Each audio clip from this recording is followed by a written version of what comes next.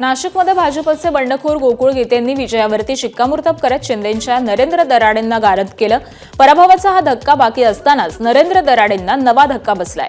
ज्या गोकुळ गीतेंनी दराडेंना धूळ चारली तेच आता दराडेंची पक्षातील सहकारी झालेले आहेत। गोकुळ गीतेंनी सहयोगी सदस्य म्हणून शिवसेनेमध्ये सामावून घेण्यात आलंय। श्रीकांत शिंदेंच्या उपस्थितीत गोकुळ गीतेंचा शिवसेनेत प्रवेश झाला आणि यावेळी शिंदेंच्या कामामुळे प्रभावित झाल्यामुळे शिवसेनेत प्रवेश केल्याचं गोकुळ गीतेंनी म्हटलंय।